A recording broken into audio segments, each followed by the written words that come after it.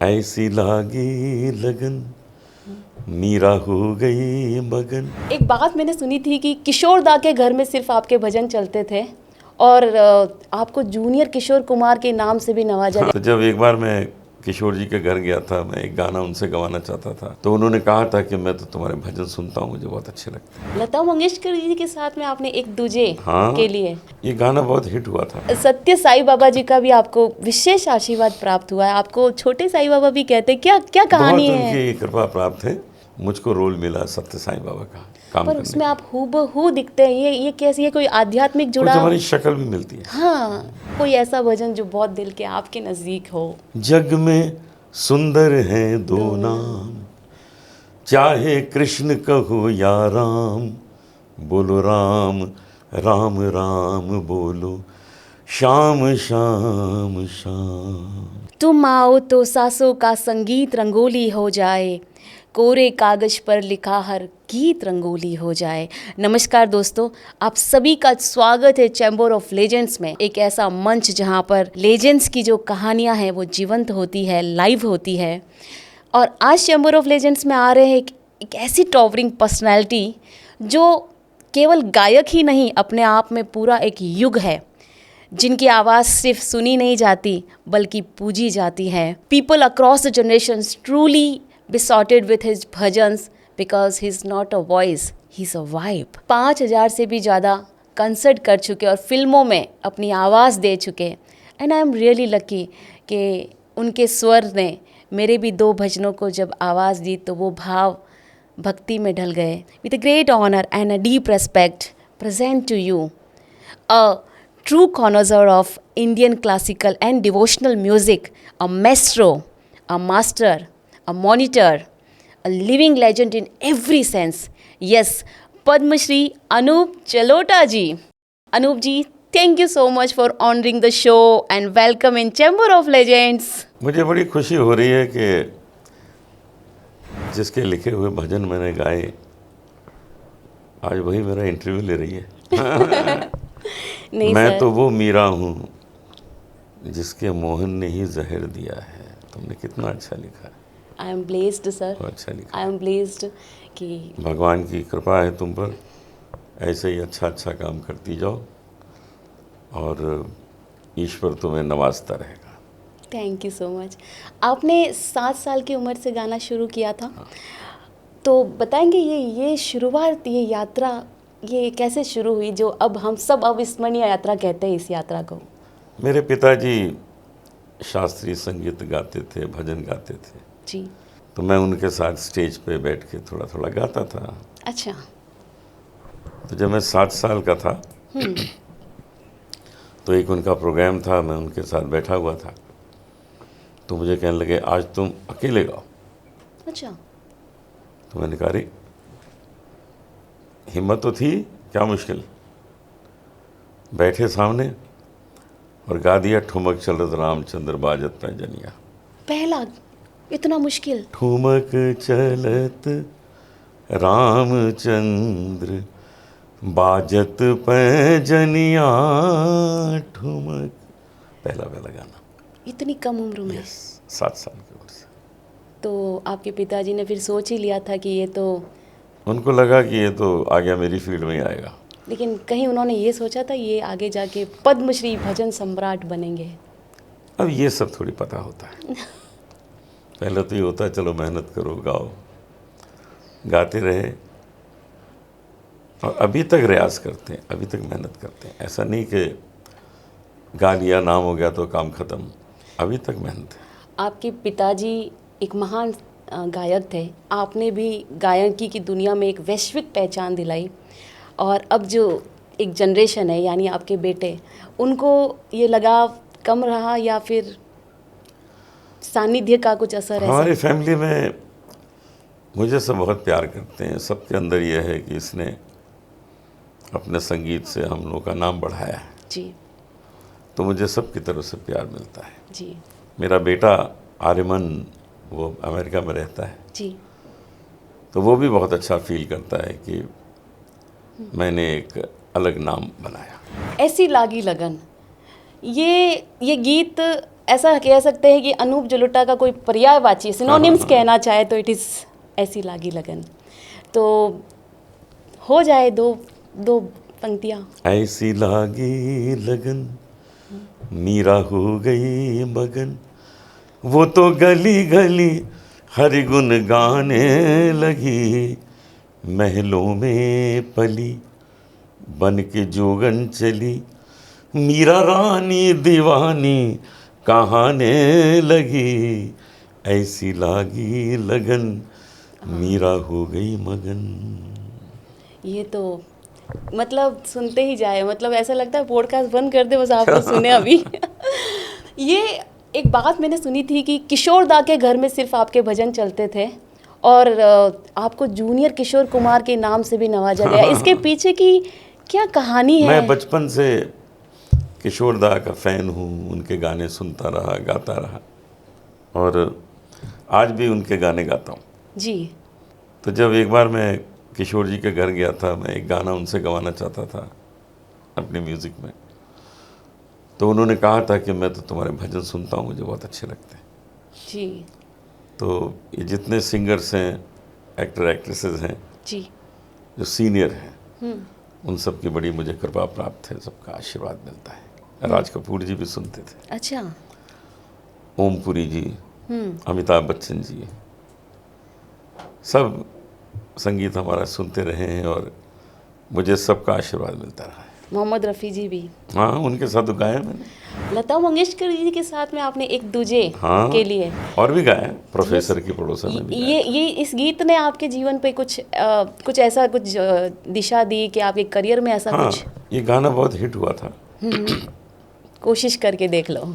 और लक्ष्मीकांत प्यारेलाल जी ने मुझे कहा था कि आप और भी गाइए गाने। मैंने कहा बिल्कुल गाएंगे, लेकिन मैं अपने कार्यक्रमों में बहुत व्यस्त होता था तो मैं ज़्यादा नहीं गा पाया, लेकिन जितने भी गाए मन से गाए। मगर आपकी आवाज़ इतनी सुंदर लाजवाब थी कि अभी भी है कि आप ध्यान नहीं दे पाते थे उस तरफ, क्योंकि कॉन्सर्ट इतने करते थे आप। हाँ, तो कभी ऐसा हुआ कि कोई म्यूज़िक डायरेक्टर आपसे नाराज़ भी रहे? नहीं, नाराज़ नहीं, सब ये कहते थे कि आपको हम बुलाते हैं, आप आते नहीं हैं, आप बिज़ी रहते हैं। तो मैं उनसे कहता था देखिए आप भी गाने के लिए बुला रहे हैं, हम भी गाने के लिए जाते हैं, चले जाते हैं जी। लेकिन जब फ्री होता था तो मैं गाता था। मैंने सबके लिए गाया, लक्ष्मीकांत प्यारेलाल, आर.डी. बर्मन, बप्पी लहरी जी। कल्याण जी, आनंद जी, आनंद मिलिंद, जितने भी हैं सबके लिए, रविन्द्रनाथ मंगेशकर जी। तो आपकी जो शुरुआत रेडियो से हुई थी ऐसा? हाँ, रेडियो में मैं एज ए कोरस सिंगर काम करता था। तो ये कोई संघर्ष, इस संघर्ष की थोड़ी सी? संघर्ष इसको नहीं कहते, ये तो ट्रेनिंग पीरियड है। अच्छा। जब इंसान ट्रेनिंग लेता है, सीखता है, तो उसको लोग कह देते हैं स्ट्रगल पीरियड। एक्चुअली वो बहुत सुंदर समय है जीवन का जब इंसान सीखता है, क्योंकि नाम होने के बाद सीखना बंद हो जाता है। जी। पैसे कमाने में लग जाते हैं, दुनिया भर घूमने में लग जाते हैं। तो मुझे सीखने का भी बहुत आनंद मिला। यानी आपने संघर्ष को एक नई परिभाषा दी है, क्योंकि हर व्यक्ति ये शब्द बहुत उपयोग में लाता है कि मैंने संघर्ष किया। ये ट्रेनिंग पीरियड है, मैं ये सहेज के रखूंगी। आपने एक दूजे के लिए थोड़ी सी लाइन हो जाए, कोशिश करके देख ले, दरिया सारे नदियाँ सारी, दिल की लगी नहीं बुझती, बुझती है हर चिंगारी। क्या बात है। आपने अभिनय की दुनिया में जब कदम रखा तो उसके नक्शे कदम पे कई लोग चलना आपने सत्य साईं बाबा जी का भी आपको विशेष आशीर्वाद प्राप्त हुआ है। आपको छोटे साईं बाबा भी कहते हैं, क्या क्या कहानी है? बहुत उनकी कृपा प्राप्त है और वो मुझे कहते थे छोटे बाबा। छोटे बाबा? हाँ, तो मैं उनसे कहता था क्यों कह रहे हैं? कहते एक दिन तुमको पता लगेगा। और फिर उनकी जो फिल्म बनी, मुझको रोल मिला सत्य साईं बाबा का काम पर करने उसमें आप हूबहू दिखते हैं। ये कैसे? ये कोई आध्यात्मिक जुड़ाव? कुछ हमारी शक्ल भी मिलती है। हाँ, ये कैसे? कुछ शक्ल हमारी उनकी मिलती है और फिर वो जब विग लग गया तो बिल्कुल साईं बाबा हो गया। ओके। आज आपके भजन दुनिया दीवानी है। आपको कोई ऐसा भजन जो बहुत दिल के आपके नज़दीक हो? जग में सुंदर हैं दो नाम, चाहे कृष्ण कहो या राम, बोलो राम राम राम बोलो, शाम शाम शाम। क्या आप उस समय से संगीत को समझते हैं जब संगीत का स भी कोई नहीं जानता था, तो अब जब ये संगीत में टेक्निक आ गई है, टेक्नोलॉजी आ गई है, तो आपको कहीं नहीं लगता कि संगीत की आत्मा कहीं प्रभावित हो रही है? देखिए, टेक्नोलॉजी तो अ, जिसको कहते हैं कि तरक्की, किसी चीज़ को डेवलपमेंट, प्रोग्रेस, ये सब टेक्नोलॉजी है, तो उसको भी चलने दीजिए और हमारा गाना भी चलने दीजिए। हम अपने ध्यान से जो गाते हैं वो भी सब चलता रहेगा, लेकिन टेक्नोलॉजी को रोकना नहीं चाहिए, वो जी प्रोग्रेस है। जी। एक सवाल है जो मैंने इस आपके आने से पहले मैंने कुछ दर्शकों से पूछे थे कि आज अनूप जी आने वाले हैं चैम्बर्स ऑफ लेजेंड्स में, कुछ सवाल हो तो बहुत ने बहुत कुछ भेजा। मैंने कुछ सेलेक्टिव सवाल है उसमें से।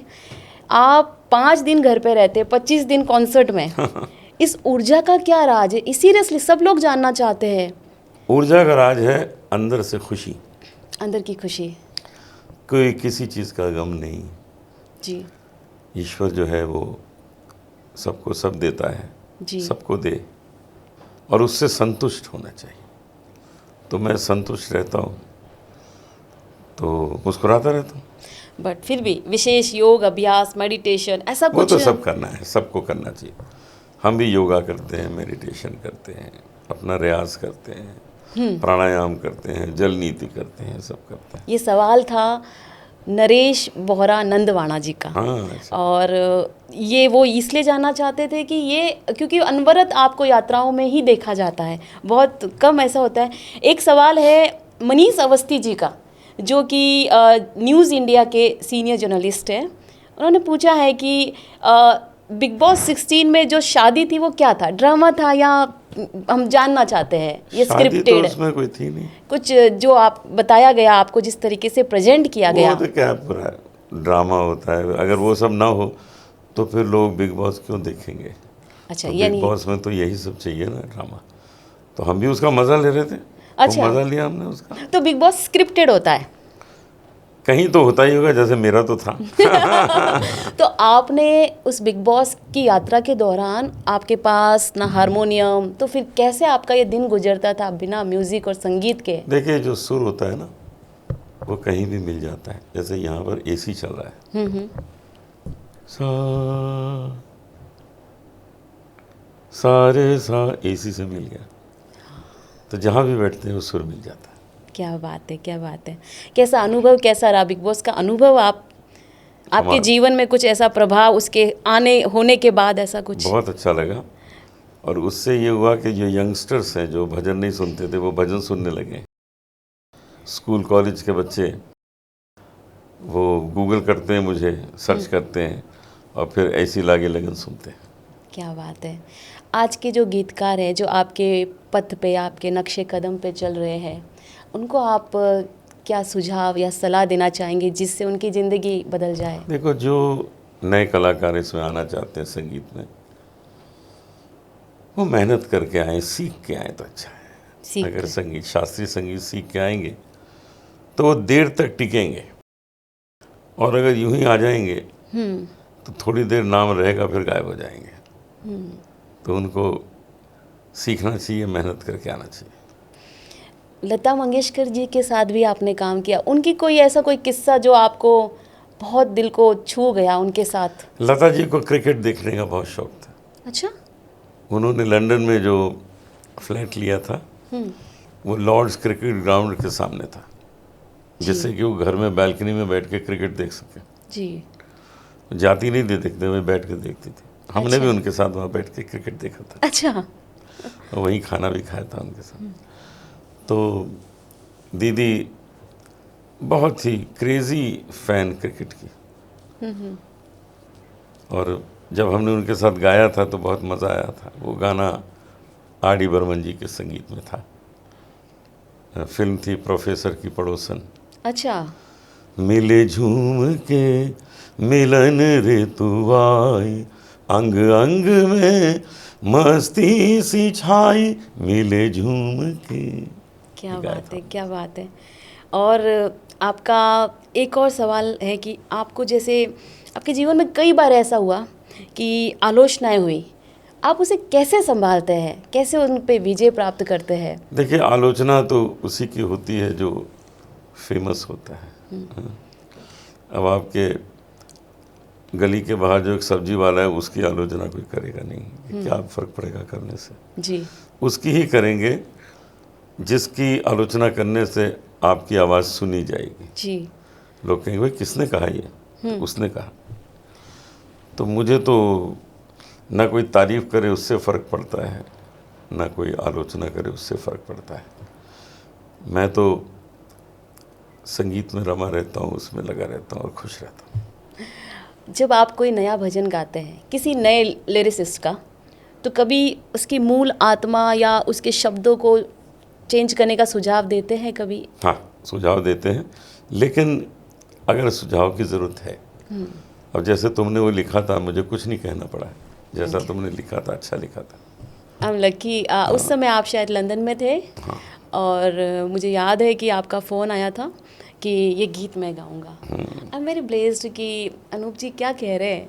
और मुझे मैंने याद गाया, रिकॉर्ड किया। हाँ, आपने एग्जैक्टली जैसे आज आप एकदम एग्जैक्ट टाइम पे उसी दिन आप उस दिन आए। I am very shock about your timing. और वो जो आपने कहा वो किया। ये मैं एक्चुअली 5 मिनट पहले पहुंच जाता हूं जहां वादा करता हूं, जी। क्योंकि सामने वाला जो इंतज़ार कर रहा है उसको कितनी तकलीफ़ हो रही होगी अगर हम लेट होते।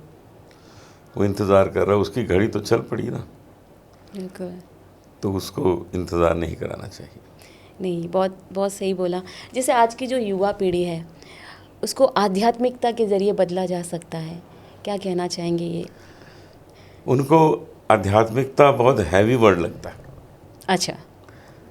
तो जो यंगस्टर्स हैं उनको ये बताना पड़ता है कि देखो, तुमको हम अच्छी अच्छी बातें बताते हैं, वो तुम्हारे जीवन को सुंदर कर देगी।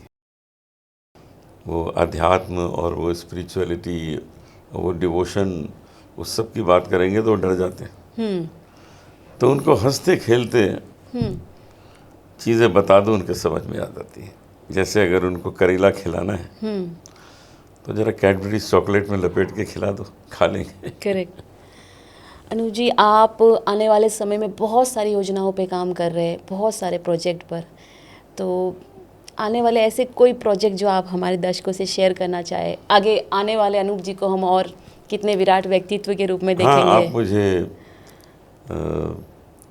कुछ ऐसे रिकॉर्डिंग्स मेरी सुनेंगे जो बहुत शास्त्रीय संगीत में हैं, ओके। कुछ ऐसी भी सुनेंगे जो पूरी फोक म्यूज़िक में है। तो हर तरह के म्यूज़िक के अलग अलग टाइप के गाने में रिकॉर्ड कर रहा हूँ।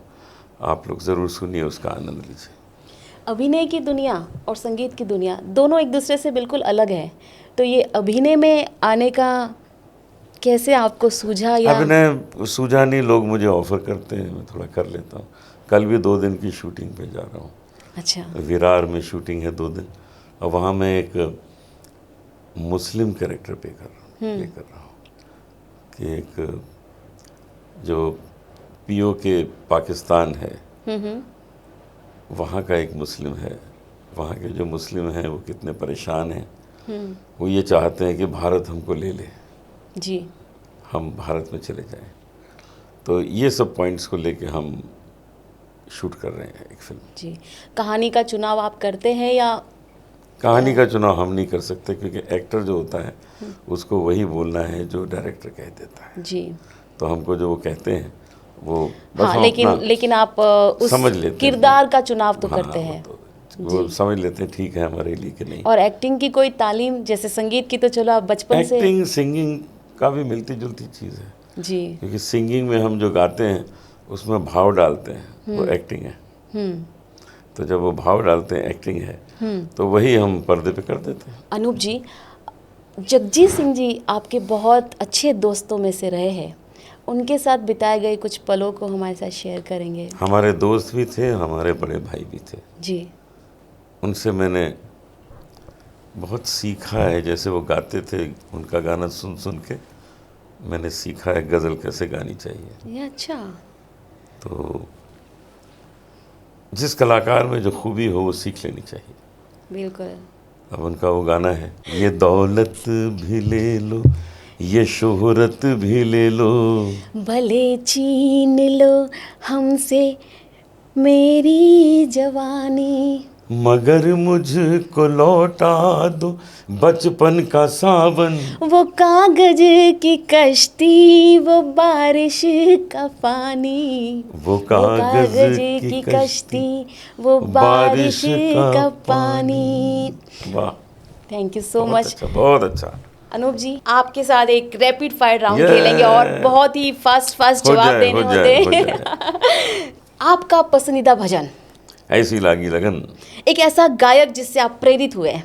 किशोर कुमार। Thank you. यदि आप गायक ना होते तो क्या होते? क्रिकेट प्लेयर होते। वाह। आपका पसंदीदा संगीत वाद्य यंत्र, हारमोनियम। एक शब्द में अनूप जलोटा जी। एक बहुत डिसिप्लिन्ड आदमी। ग्रेट।